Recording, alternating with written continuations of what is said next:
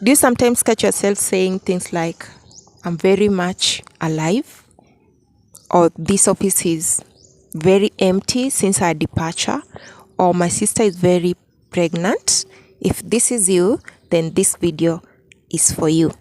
Hello English learners, in today's lesson we are going to look at adjectives, particularly adjectives that are referred to as non-gradable adjectives.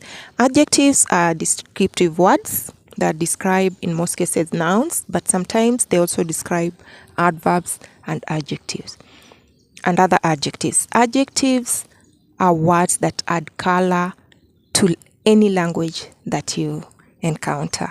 For example, instead of just saying, she gifted me a pen, you could say, she gifted me a blue pen, or something like, I love my wooden table. Back to the subject of the day.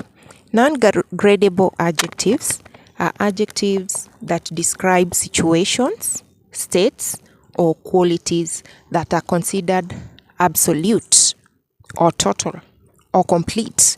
In some cases, they describe facts or things that are considered factual. For example, let's talk about shapes. For instance, shapes like round, square.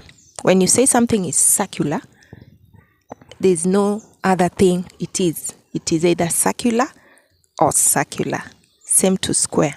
So when you talk about emptiness of a room, say without furniture or without people,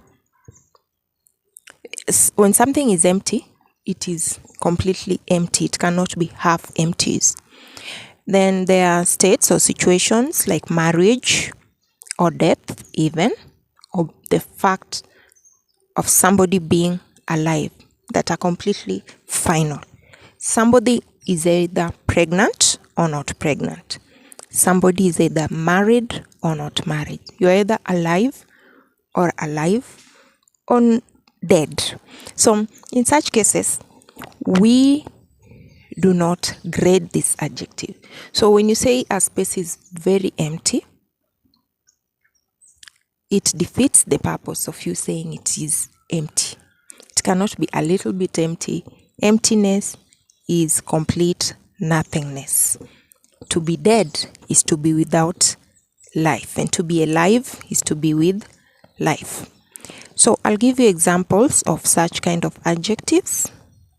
You can write them down: perfect, dead, alive, eternal, pregnant.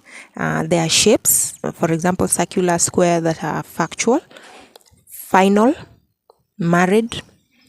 Even when you say something is wooden, something is completely wooden. When something is plastic or metallic, it is only that. Where I come from, when somebody, for example, says, my sister is very pregnant, they could be saying, adding the word very to pregnant for emphasis. For example, to imply the size of the belly of my sister is quite big, or she's almost due, or she's indeed pregnant. But if you are on your journey towards fluency in English, it is imperative that you use these words correctly so that you sound correct and confident in your speech when you're talking to people. If you like this kind of content, kindly consider hitting the subscribe button and check out my other videos in this channel. Thank you for tuning in. See you another time.